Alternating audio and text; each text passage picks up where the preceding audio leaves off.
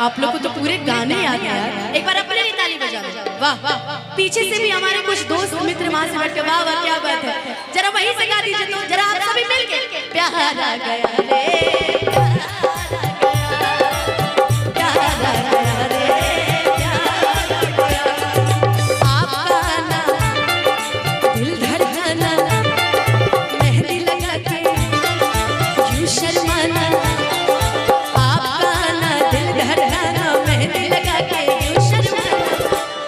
Sound की तरह दे रहे हैं कि इश्क और प्यार का मजा लीजिए, थोड़ा इंतजार का मजा लीजिए, थोड़ा इंतजार का मजा लीजिए। वो बड़ा नीक लागे ना कलम जी के बोलिया जब कि प्यार के नाम से डर लगता है, प्यार अगर हो जाए तो इजहार के नाम से डर लगता है, कि प्यार के नाम से डर लगता है, प्यार अगर हो जाए तो इजहार के नाम से डर लगता है। अरे प्यार खुदा है मैंने सुना था दुनिया वालों से, लेकिन प्यार में ना आधी रात मिलने से अब बड़ा डर लगता है। वाह वाह, वाकई रुपेश भैया को प्यार तो भाई हुआ था, लेकिन बेचारे शादी कर लिए ना। हाँ, प्यार हो जाता है, परेशानी रहती है, लेकिन ससुरा भले प्यार नहीं हुआ नहीं तो बिजली का करंट भी सटा देते हैं। अरे नहीं, आप वो एक बोलते हैं ना कि उसकी सजा में मांग, कौन सा वो एक शायरी आप बोलते हैं, वो होता है। लेकिन क्या कीजिएगा, कहते हैं कि प्यार करने वाले मरते नहीं मार दिए जाते हैं, कि प्यार करने वाले मरते नहीं मार दिए जाते हैं। कोई कहता कि जला दो, कोई कहता दफना दो, दुनिया में एक भी ऐसा व्यक्ति नहीं है जो ये कहता हो कि दोनों बिछड़ा हुआ है मिला दो। सही बात नहीं ना होता है, एकदम एकदम सही बात बोले। इसीलिए कहा जाता है ना, हवे प्यार पूजा, हवे प्यार ईश्वर, ई बात के हु ना सोचे बिचारे, हमनी के दुश्मन भइल बाटे दुनिया, अरे जी बयाब के हु पाथर न मारे। कि प्यार में जात नहीं देखा जाता, प्यार में सिर्फ प्यार देखा जाता है ना। और प्यार अगर अपनी जात में हो जाए तो फिर तो और मजा हो जाता है। फिर तो हम गाएंगे कि मुझे साजन के घर जाना, और अगर अपने जात में ना हुआ तो फिर गाओ कि रोते रोते मिले हमसे आगिल बड़ी हमर जान, आज हरदी में लेटागिल बड़ी। है ना जी?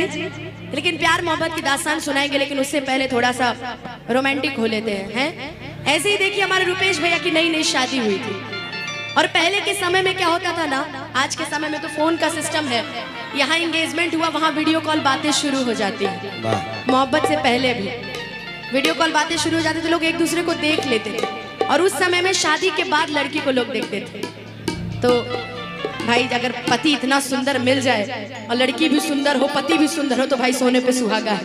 तब तो लड़का कहते फिरेगा कि गोरिया चांद के आजोरिया नियन गोर बाड़ो हो,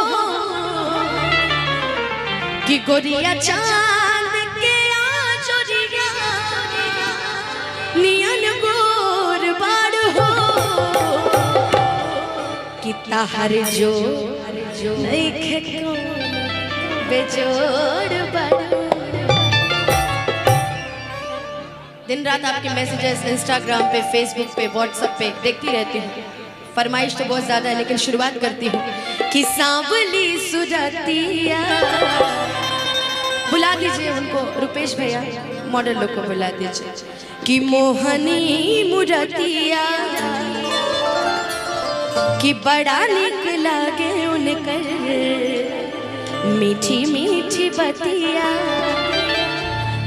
कि मुस्की पे राजा के लुभा गई, कि मुस्की पे राजा के लुभा गई।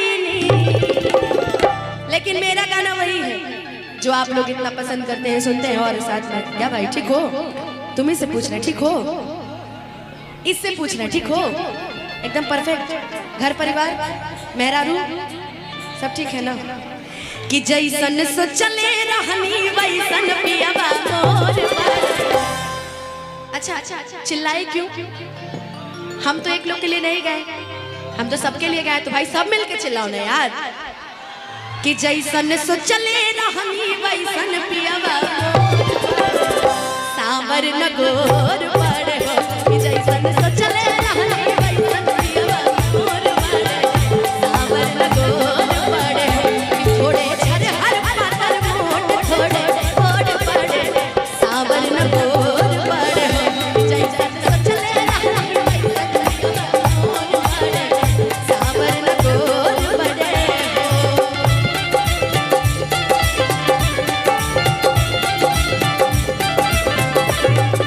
नजर जो छूट के आई जो छूट के जाने लगा नशा, नजर जो छूट के आई जो छूट के जाने लगा नशा। दीवाना दिल तेरा दीवाना,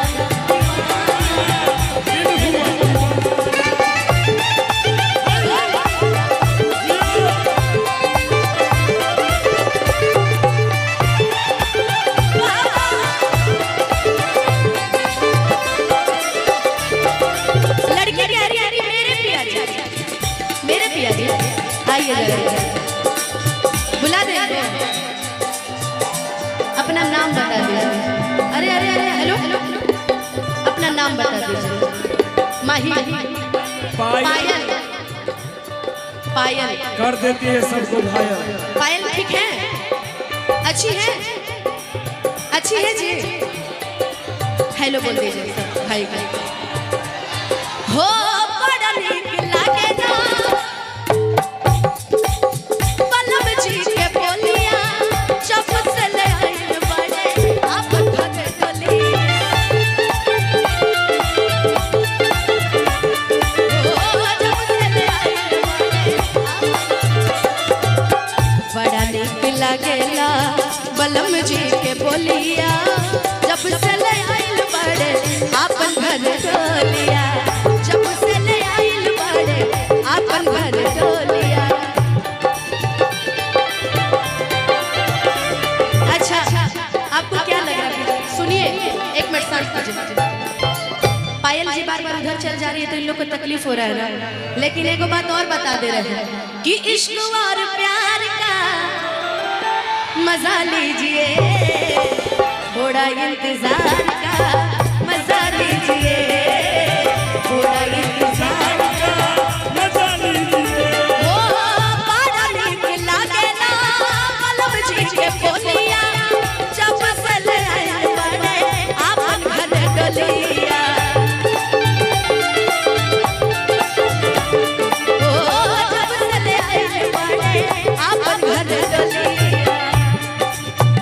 कि बनके हमरा जिंदगी, कि बनके हमरा जिंदगी में आइल रंजोर बड़े, कि बनके हमरा जिंदगी में आइल रंजोर बड़े, सांवर न गोर बड़े। अच्छा किसकी किसकी शादी हो गई है? किसकी किसकी शादी हो गई है और किसकी किसकी नहीं हुई है? अब बीच वालों को क्या समझे? आधा शादी हुआ है हैं? प्यार मोहब्बत किए है ना, तो फिर ठीक है उसी के लिए झूम लीजिए। कि बनके हमरा जिंदगी में आइल अंजोर, सांवर न गोर बड़े, जैसन सोचले रहनी वैसन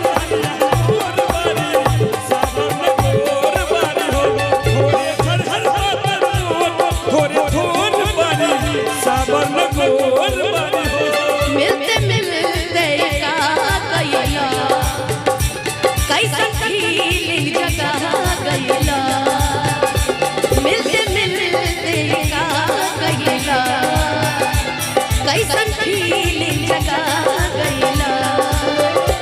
कब हो गइली राव कुछ हमने चले ना मालूम, जो मेरी रूह को चैन दे प्यार दे वो खुशी बन गए हो। सुने तो सब हो ना, जरा मेरे साथ मिलके के बोल दो जिंदगी बन गए हो तुम। अरे अरे अरे प्यार से गाओ जिंदगी। अभी भी आवाज नहीं आ रही, सब मिलके गाइए जिंदगी।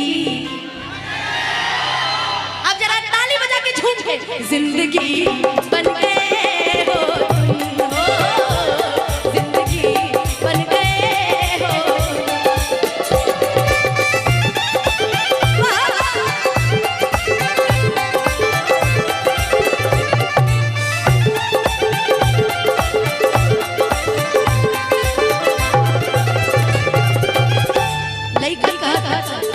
कि अब तो हमारी तारीफ कर रहे, अब हमरो फर्ज बना रहा हम तारीफ करते हो। सच के सजारिया अरे जाबू गोरी बई रख रख दुनिया के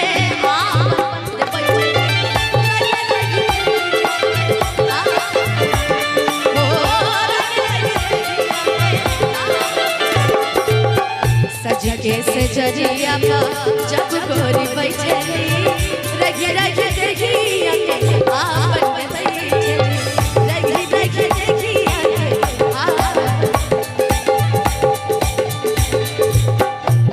और एक और गाना हम साथ में गाओगे सब धीरे धीरे राजू भाई थोड़ा सा धीरे धीरे। एक गाना और गाती हूँ साथ में मिलके गाना। आपका आना दिल धड़काना मेहंदी लगा के यूं शर्माना, आपका आना दिल धड़काना मेहंदी लगा के यूं शर्माना। इसके आगे आप लोग को तो पूरे गाने याद है यार, एक बार अपने भी ताली बजाओ। वाह वाह, पीछे से भी हमारे कुछ दोस्त मित्र वहां से बैठ के वाह वाह क्या बात है, जरा वहीं से गा दीजिए तो जरा आप सभी मिलके प्यार आ गया रे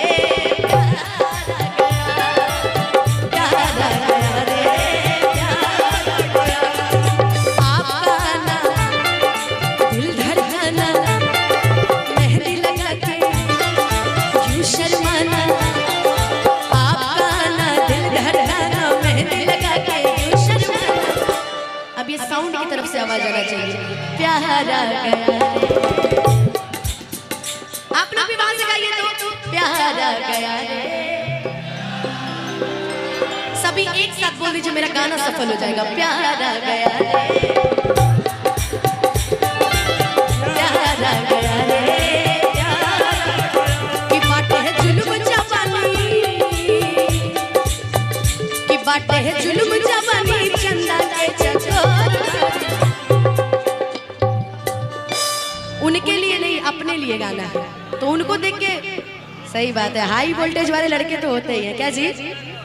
हाई वोल्टेज वाले तो बॉयज होते ही हैं कि बाटे है जुल्म जवानी चंदा के चकोर बड़ी सावर न गोर बड़ी। गांव में आपने भी देखा होगा, आपके भी गांव में, देश में, जब कोई निकम्मा लड़का होता है ना तो घर का सोफा बेच देता है, घर की टीवी बेच देता है, कूलर बेच देता है, खेत खलिहान बेच देता है, घर द्वार बेच देता है। वर्तमान सरकार देश की एक एक संपत्ति को बेचने का काम करती है। तेल बेच दिया, रेल बेच दिया, बिका हवाई अड्डा, और ये सब बिकता देख के खुश हैं अपने जेपी नड्डा।